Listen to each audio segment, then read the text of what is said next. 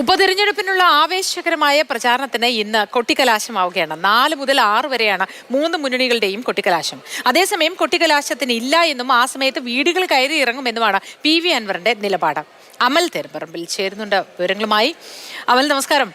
അങ്ങനെ എല്ലാവരും കൊട്ടിക്കലാശത്തിന് തയ്യാറെടുക്കുമ്പോൾ PV അൻവർ മാത്രം വിട്ടുനിൽക്കുമെന്നാണല്ലോ പ്രഖ്യാപിച്ചിട്ടുള്ളത്. സ്ഥലത്തിപ്പോൾ മഴയുണ്ടോ? ഏതെങ്കിലും തരത്തിൽ ഈ അവസാന വട്ട ചൂടിനെ ഈ മഴ തണുപ്പിച്ചിട്ടുണ്ടോ?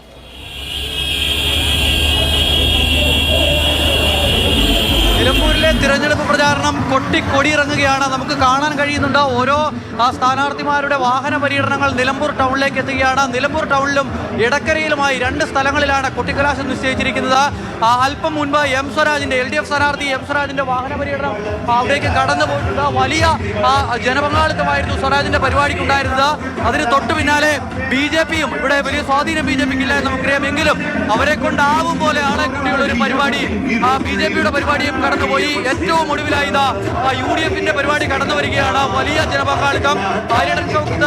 സ്ഥാനാർത്ഥി അടക്കമുള്ളവർ തുറന്ന വാഹനത്തിലാണ് ഇവിടെ നിന്നും നിലമ്പൂരിലേക്ക് പോകുന്നത്. വാഹനത്തിൽ നമുക്ക് കാണാൻ കഴിയുന്നുണ്ട് ഇവിടെ സ്ഥാനാർത്ഥിയായി ആദ്യഘട്ടത്തിൽ പരിഗണിച്ചിരുന്ന VS ജോയി തുടക്കം മുതൽ ഷൗക്കത്തിന്റെ വിജയത്തിനായി പരിശ്രമിക്കുന്നു.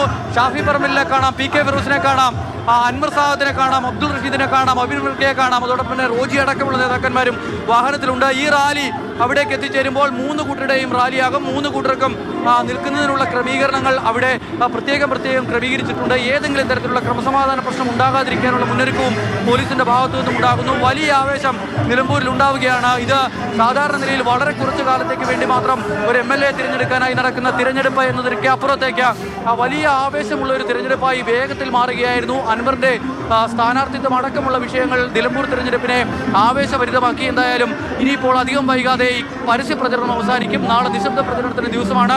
ഒറ്റ ദിവസത്തിനപ്പുറം നിലമ്പൂർ പോളിംഗ് ബൂത്തിലേക്ക് നിലമ്പൂരിന്റെ മനസ്സിൽ എന്താണ് എന്നറിയാൻ നമ്മൾ അവസാനവട്ട തയ്യാറെടുപ്പാണ്. എല്ലാ വോട്ടുകളും തങ്ങളുടെ പെട്ടിയിലേക്ക് വീഴ്ത്താനുള്ള ശ്രമത്തിൽ എല്ലാ മുന്നണികളും അവിടെ പ്രചാരണം കൊഴുപ്പിക്കുകയാണ്. കലാശക്കൊട്ടോടെ പരസ്യ പ്രചരണം അവസാനിക്കുകയാണ്. അമൽ തേരമ്പറമ്പിലാണ് വിശദാംശങ്ങൾ നൽകിയത്.